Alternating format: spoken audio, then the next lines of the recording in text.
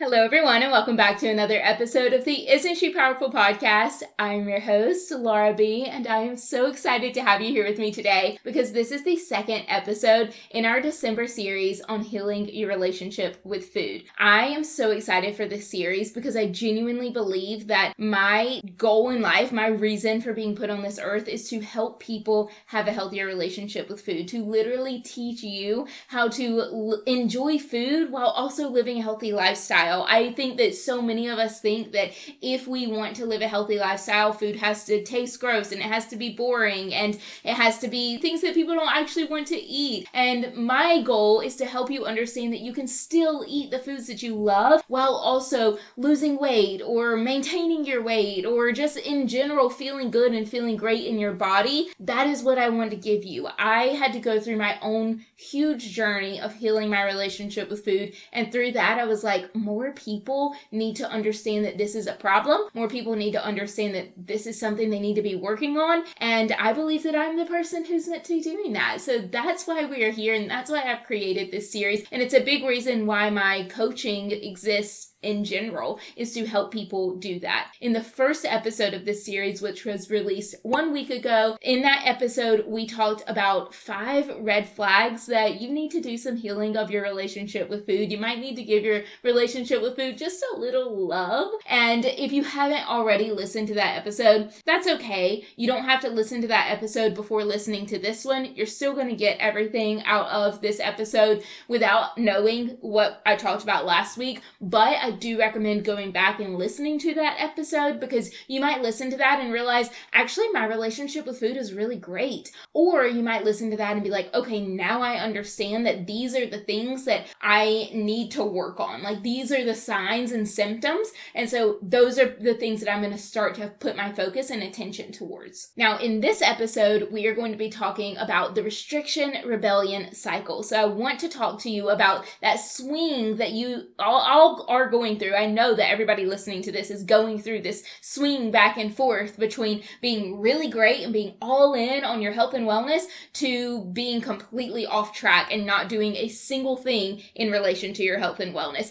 because that is a really big sign of having an unhealthy relationship with food, is that we do typically swing back and forth between being all in, I'm doing super great, I'm doing everything, no missteps, to I made one misstep and now everything's in the trash, I'm not worried about it anymore, screw it, we're just going to move on about our life. And that is what I want to help you avoid. I want to help you find that happy medium and get to the place where you are feeling really confident around food, where you're feeling really in control around food, and you know that, you know what, even if I'm not all in, even if I am just doing a few things to, eat healthier or exercise, move my body in some way, drinking more water, even if I'm just doing a few of those healthier habits, that's better than nothing. Or I made one misstep, and you know what? That's okay. I'm not going to let that turn into a huge swing onto the other end of things. I'm going to come back and find my happy medium. And that's the gift that I want to give you all today in this episode, is helping you understand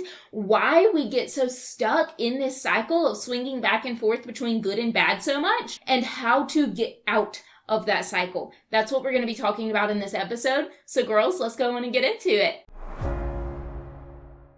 The first thing that I want to talk to you about is something that I call the diet cycle. And this is something that I typically start my clients with whenever they come to me. It's just a little piece of education. A lot of my coaching is education and mindset shifts with a little sprinkle of community, because those 3 things are the things that are going to change your health journey drastically. If you learn what you need to be doing and what you not need to be doing, because there's so much chatter online. So we've got to get you educated on what's healthy, what's not really all that important based on what you're seeing online. I need to give you the mindset shifts, heal your relationship with food, get rid of that all or nothing mindset, and then give you some accountability and some community and a reason to actually stick to it beyond just your own head and you wanting it. Somebody else in this world needs to want it for you. That's what I give my clients through through my programs, Size Make Shift, one-on-one coaching with me, that's what they get. One of the things that I like to start them with and help them understand is something called the diet cycle. And this is the cycle that so many of us fall into whenever it comes to having a health journey, because we start a diet and then very quickly we fall off of that diet. And through that cycle of literally starting the diet, there are so many steps that we go through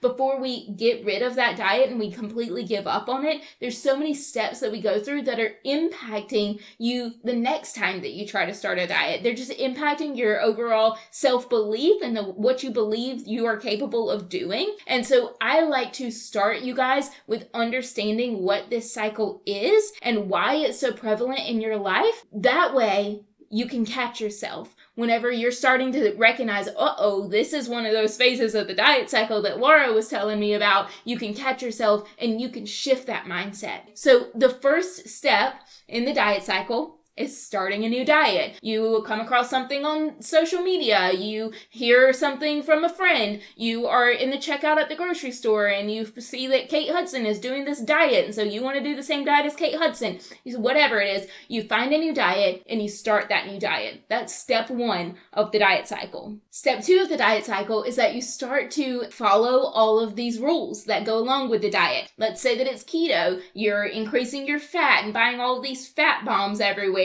You are cutting out your carbs and you're really being intentional with what carbs you eat and the amount of them that you eat and when you eat them. So you start following all of these diet rules, and you also start restricting some of your favorite foods, the things that you would normally be eating on a Tuesday night or on a weekend. You're restricting those foods. You're keeping those foods away from you and you're not allowing yourself to eat them. That's whenever you are really serious about your diet, you're all in on the diet, is whenever you are restricting these foods and you're being really intentional to not eat the things unless it's in the rules of that diet. What this starts to do is step 3 of the diet cycle. It leads to increased hunger, increased cravings. You're starting to feel really deprived. You're starting to feel really bad because you just really want to eat that favorite food of yours. You just want a slice of cake so dang bad, and you just know that if you had a slice of cake, your whole life would be so much better, right? So you start to feel these feelings of, I need to eat this food. I really want to eat my favorite food. You're starting to get a lot more hunger because not only are you cutting back on certain types of food, you're probably also cutting back on the amount of calories that you're eating in general. So you're just more hungry than you typically would be on a normal day. So you're feeling really hungry and you're feeling really deprived of your favorite food. So those cravings are really amping up. And that leads to step 4 of the diet cycle, which is whenever you go completely off the rails. You're like, screw it, forget about it. I'm not even worried about this diet anymore. It's too hard. So you go all the way onto the other end. You were all in on the diet, now you're all off the diet, right? You're overeating, you're stuffing your face with all these favorite foods that you've been depriving yourself of. You're maybe even eating things that you wouldn't even have eaten before because you feel so deprived from being on this diet that you are going even further beyond what you would normally be doing on a regular day-to-day basis when it comes to your eating habits. And that's when step 5 starts to come in and you start to feel really guilty about the fact that you went all off your diet. You're starting to feel guilt. You're starting to feel shame. You're starting to feel like a little bit sad about the fact that you made this choice and you shouldn't have done that. You were so committed. You were doing so good. And now here you are off the diet again and you're feeling really guilty and you're beating yourself up about it. And that leads to step 6, which is a new internal belief about yourself and your abilities as a healthy person to stick to a diet. You start to believe something negative about yourself. A new belief gets layered on. And if this is not the first time that you've been on a diet, that belief is getting layered on top of the last time that you started this diet and had that negative belief. So let's say that this is the 200th diet you've been on in your lifetime. There are 200 layers of this negative belief about yourself and your ability to stick to it. So the next time you start a new diet, guess what's going to happen? You are going to go through that cycle even faster because now you have so many layers of disbelief in yourself. You don't believe that you can do this. You think that it's too hard. Even if you really want it, you still don't believe that you can do it, okay? Because of all of these layers of disbelief. And this is not your fault that this is the way this is. There are so many reasons why we get stuck in this cycle, but the majority reason is that we've been conditioned to be on diets from a very young age. I have so many memories of being a young girl standing in the checkout line at Buy Low, and I literally have one specific memory actually. When I was in college, I was at home visiting my family. I went to the grocery store with my parents and we were checking out, and then later that day I was leaving. I had seen a magazine at the checkout line for, I'm pretty sure it was keto. It was some diet. I had seen a magazine about it at the checkout line, but I was kind of embarrassed to ask my parents to buy it for me, and so I didn't say anything. And so as I was leaving town, I actually passed that grocery store, and I literally was driving past it, and I was thinking, you should go in and get that magazine. Go in and get that magazine. And I drove right past it, and then I literally turned around a couple miles up the road, went back and bought that magazine for me to try that diet for a couple of weeks and then give up on it yet again, just like I'd always done, because it is so internalized in us from a very young age to get on these diets, try the next trend. Everybody around you is doing it. This is what everybody on social media is talking about. You need to be having this high protein diet. You need to be counting all of your macros, counting your calories. Like, you need to be doing this next trendy diet and thing that everybody is doing. And what is that doing? That is leading you into another diet cycle where eventually you are going to stop believing in yourself, and you're going to feel really guilty about the choices that you're making, and it's going to layer on another layer of disbelief in your abilities and yourself to live a healthy lifestyle. Our bodies do not like restriction. Our brains get really scared when we start to restrict foods. And the reason why goes back years and years and literally decades. What is more than a decade? I can't remember right now. Centuries. It goes back centuries, right? I'm sorry, my blonde hair is real. Because years and years and years ago, whenever we didn't have enough food, that meant that we literally didn't have enough food. If our bodies weren't getting the food that they needed for survival, it wasn't so that we could look a certain way. It was because there literally wasn't any food, okay? They used to have to go out and hunt for their food. And if they didn't have enough food, then they would go hungry. And so now that it's not like that, our bodies don't know that. Our bodies still think that we live in a time where we have to go hunt our food. And if we don't have enough food, then that means that there physically isn't enough food for us to eat. And that puts our body into survival mode. What's going to happen whenever our body goes into survival mode is our body is going to start to intentionally hold on to some of these foods that we are eating. Our body is literally holding on to more of that fat and more of the food that we are eating. So while your intention is to cut down your calories and eat less food in order for you to lose weight, you are actually doing the opposite of that. You are actually causing your body to be in survival mode and causing it to retain more food than if you were to have just eaten a really healthy, well-balanced diet. So the goal in life is not to be on a diet. The goal in life is not for you to be on this super restricted thing that you have to really carefully watch every food that you're eating and follow all of these rules. Instead, the goal is for you to eat healthy, well-balanced meals, eat foods that make you happy, enjoy your life, eat the foods that are going to make you feel really good. And I think that's another thing that we have to recognize when we're talking about healing our relationship with food, is that I say, I want you to eat the foods that make you feel good. I want you to eat the foods that you enjoy. That for some people means they want to eat McDonald's and they want to eat all this, fast food and junky food, because in the moment that food makes them feel really good. I'm talking about long term. I'm talking about a couple hours later, up to a day later, up to a week later, a month later, a year later. What foods are you going to be glad that you were eating? It's not the McDonald's. It's not the junk food, okay? It's the food that's providing your body with nutrients. That's the food that's really actually going to make you feel so much better. So when I say I want you to eat foods that you enjoy, I'm talking about I want you to eat foods that make you feel good from the inside out. When I first started losing weight and going into my weight loss journey, I really did think that it was super restrictive to be eating vegetables all the time. And for me, it was like I was like sacrificing eating something else. What I started doing was adding these vegetables into some of the other foods that I was eating. So let's say that for dinner, we're having, I don't know, pork chops. I know this is going to sound so Southern. Pork chops, macaroni and cheese. That's what we're having for dinner. Maybe I'm also going to add a vegetable to that. So I still am getting the pork chops and macaroni and cheese. I'm not feeling restricted away from eating those foods, but I am also adding in the vegetable, okay? So what I want you to do is get really comfortable with understanding that these foods, they're not meant to be a restriction for you. They are there to make you feel so good. And now that I eat these foods so frequently, I'm eating vegetables multiple times a day, which is something that, let me tell you, 5 years ago, little Laura would be so impressed by the diet that I have now. Eating those vegetables, I thought it would feel really restrictive, but now that I eat them so consistently, if I don't eat them, I don't even feel good. Like, I literally feel more lethargic. I feel grumpy. My face and skin doesn't look the same. Like, I don't feel good on the inside or the outside if I don't eat these healthier foods. So I'm telling you, even though right now it feels like those are the foods, if Laura's telling me I need to eat those foods so that I can feel, because that's what's healthy, that's me being healthy, is me eating all of these foods. Don't misinterpret what I'm saying and believe that I'm telling you that eating McDonald's is what's going to make you feel best and that's how to have a healthy relationship with food and how to live a healthy lifestyle. I'm not telling you that. I'm telling you that sure, McDonald's, that can be a part of your lifestyle. You can eat that food if you want to eat that food every once in a while. But having a healthy lifestyle means that you are eating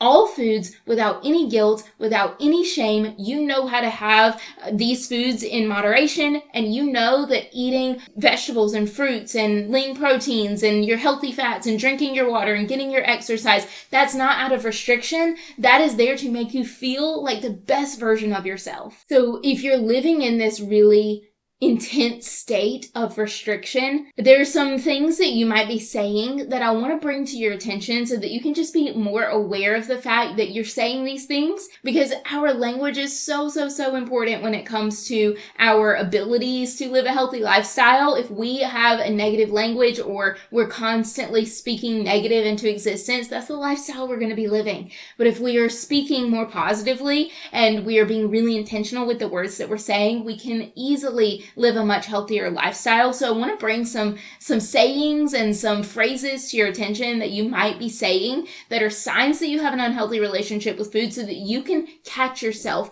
when you're saying these things, so that you can start to live a healthier lifestyle and heal that relationship with food just minusculely over time as you start to catch yourself. The first one of these things is, I don't eat past 7 p.m. or change that time to whatever time you want it to be. No, I'm not allowed to eat past XYZ time. If you are stopping yourself from eating despite feeling hunger cues, then that is a sign that you have an unhealthy relationship with food and that you are restricting yourself when you should not be restricting yourself. I'm not saying that I want you to be eating, all hours into the night. Sure, for digestion purposes and for getting good quality sleep, you should stop eating at a certain time before going to bed. But if your hunger cues are telling you that you need to get some food, let me tell you what's going to happen. If you go to bed really hungry, you're going to wake up in the middle of the night starving, and that's normal. You're going to wake up starving in the middle of the night, and you're not going to be able to get good quality sleep anyway. So it's so much rather you have a little bedtime snack before going to bed. I have multiple clients who I've told them to do this, and this has led to them getting much more quality sleep. They're now able to exercise consistently. They're able to make better decisions during the day. Their mood is better. They feel better overall because they're having a snack before bed. So if you're telling yourself no eating past a certain time, that is a sign that you are really restricting food. The next one is, I'll be good during the week. And this is a really big one. I used to do this all the time. I used to be like, okay, well, I'm going to be on my diet Monday through Thursday, and then Friday through the weekend, I'm just doing whatever. And I thought that that would be enough. It is not enough, and it's also not healthy. That means that you are restricting far too much. If you feel like you can't maintain what you're doing for 7 days and then do it again for another 7 days and you can't do it forever, then that means that you're restricting. anything. You should not be eating any type of diet or doing anything that you feel like you can't maintain long term. The goal of a healthy lifestyle is for you to maintain it and be able to be consistent with it for the rest of your life. That's what I coach my clients to understand, is that this is not just while you're in this program with me, you're doing these healthy habits. I'm coaching you so that you will do this literally for the rest of your life, okay? And so what you need to understand is, if you were telling yourself that I'm going to eat healthy during the week and then on the weekends I'll eat whatever I want to, that is a sign that you're restricting far too much, because you should be able to maintain your healthy habits all the time. The next one is, I'm cutting carbs this month, or anything else. If you're saying I'm cutting this out of my diet, that is a sign that you are restricting far too much, and it is going to further break your relationship with food, lead to a lot of binge eating in the end, because you are restricting far too much. So if you're cutting something out of your diet, that's a sign. So stop telling yourself to cut things out. You don't need to cut things out. Can you add something else in place of something? Sure. Can you limit it and have some boundaries with these foods instead of eating them all the time and in obscene amounts and overeating on these foods all the time?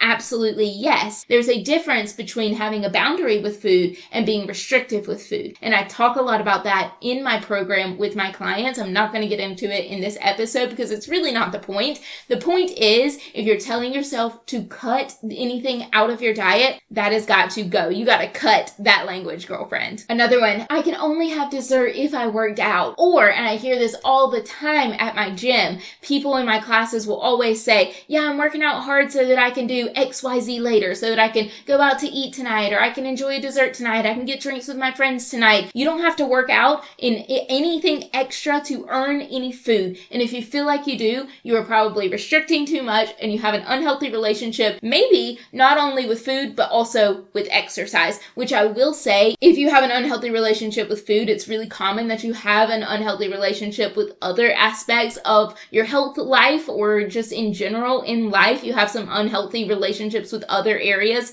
of things. So once you start to heal one, you're going to start to see that you start to heal in other areas very quickly and easily. By focusing on one, those other aspects of your life begin to get better as well. Okay, so let me share with you 4 things that you are going to do to get out of this cycle of being all in or all out, from being really good to being really bad. Let me give you 4 things that you can start doing right now that will start to help you get out of that cycle. Number 1 is identify the rules that you are living by. Any food rules that you currently have, if you've had them for a long time and they're not just a part of whatever current diet you're doing, but there's something that you've been doing for a very long time, you might not even realize it. It might not be something that comes to you right away, but over the next week, as you are going about your everyday life, I bet that you'll be in the kitchen, or you'll be driving to a restaurant, or something will come up in a conversation, and you're going to be like, oh my God, that's one of those food rules that Laura was talking about. So identify your food rules.